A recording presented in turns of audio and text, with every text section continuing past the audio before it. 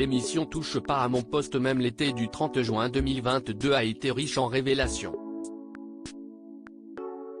Cette édition présentée par Benjamin Castaldi a, comme toujours, surpris les téléspectateurs.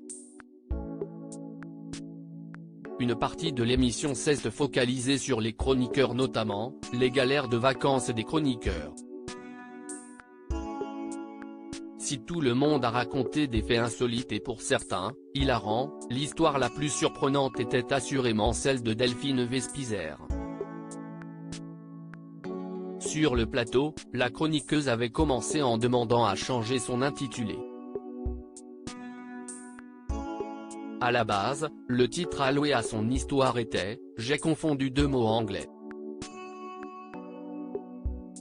J'ai évité une frappe de missile, ça si est mieux ça ?» avait-elle annoncé. Un titre que Benjamin Castaldi ne pouvait qu'acquiescer. Ah bah oui, alors là, on est interloqué, a-t-il dit.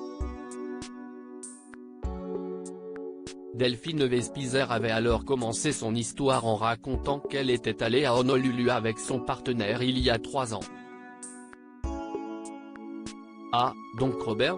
Commente alors Benjamin Castaldi. Roger. Lui répond Delphine Vespizer. Roger, pardon, rattrape alors l'animateur sous les éclats de rire de la salle. Un gars avait appuyé sur le mauvais bouton. L'animatrice continue en confiant qu'il avait décidé de faire un tour de bateau pour voir les dauphins. Seulement, le skipper qui les avait accompagnés n'allait pas bien et cela se voyait sur son visage qui devenait tout blanc à vue d'œil. Ce skipper a ensuite raconté à tout le monde, sauf à Delphine et à son copain, ce qui se passait. Tous les couples sur le bateau commencent alors à pleurer, raconte Delphine Vespizer.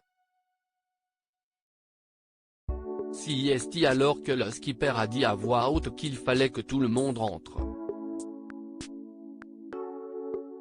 En parallèle, autour d'elle, tout le monde était en train d'appeler des parents et des proches.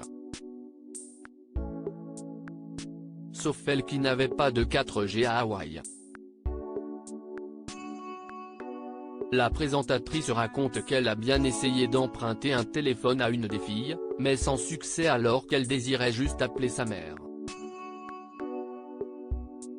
Une fois arrivée à terre, elle confie qu'elle était devant une scène de panique digne d'un film. Sauf qu'un fait, toute cette agitation était due à une erreur d'un gars en Corée du Nord. En fait, un gars en Corée du Nord a appuyé sur un mauvais bouton.